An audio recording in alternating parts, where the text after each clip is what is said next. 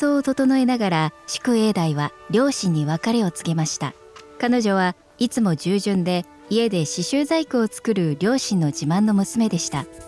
しかし彼女が本当に望んだのは男子のみ入学が許可されていた広州にある学校へ通うことでした。彼女は男装して学校に行きたいと両親にせがみ、その決意と巧みな変装を見た両親はとうとう承諾しました。しかし条件として彼女に約束を守らせました。正体は秘密にしておくこと、いずれは家に戻り両親が導くしきたりに従うことでした。大喜びの英大は広州に旅立ちました。道の途中、道が二手に分かれました。どちらへ行くか迷っていると青年がやってきました。二人は目が合った瞬間にたちまち意気投合しました。英大は彼の名は梁残白といい、学校で彼女の同級生になることを知り、二人は残りの道中を夢中で話しながら歩きました。英大は入念な変装に身を包んではいても、やっと自分らしくできると実感しました。二人はこの先続いていくである友情への決意のもと、兄弟の契りを結びました。学校では英大は読書に没頭し、残白と遅くまで学問に励みました。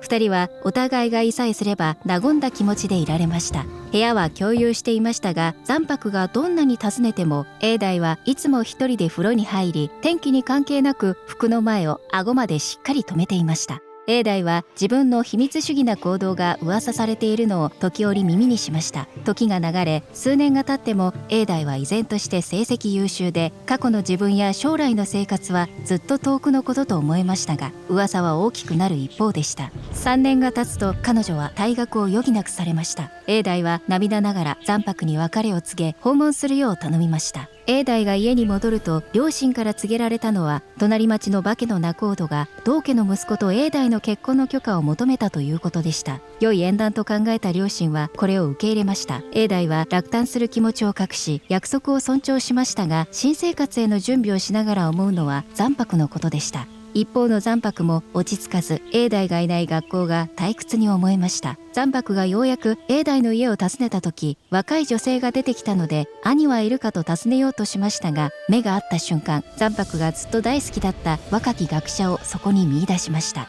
残白はまた英大と離れ離れになるのが嫌で結婚を申し込みました。しかし昇進の英大は許嫁がいることを彼に伝えたのでした。残白の心は打ちのめされましたが、英大が両親の願いを守らざるを得ないと理解し帰りました。残白は病に倒れ、日に日に弱っていきました。心配した両親は祝家に仲人を送りましたが、英大には婚約者がいたため彼女の父は断りました。さもなければ祝家が恥をかくことになります。残白の病はどんどん悪化し、英大の結婚式まで持たないことを悟った彼は彼女宛てに最後の手紙をしたため、まだ愛しているなら化けのもとに嫁ぐ道すがら彼の墓に参り、線香を焚いてほしいと頼みました。英大が嫁ぐその日はお通夜のような感じでした。荒れ模様の空の下を婚礼の行列が街を進む中、英大は行列を離れ残白の墓前にひざまずき、線香をあげ涙ながらに身を捧げることを決めました。すると突然上空で雷鳴が轟き、稲妻が墓標を突き破り墓石を割ったのでした。英大は何の迷いもなく身を投じました。両親が救助に駆けつけた時、割れ目から2羽の蝶が舞い上がってきました。英大は今度こそ永久に姿を変えたのです。自由になった英大は残白と永遠に空を舞うのでした。ここで伝えられるストーリーは過去を深く理解するために役立ちます。そして時には今を理解するためにも、様々な物語を見逃さないように、ぜひこのチャンネルに登録してください。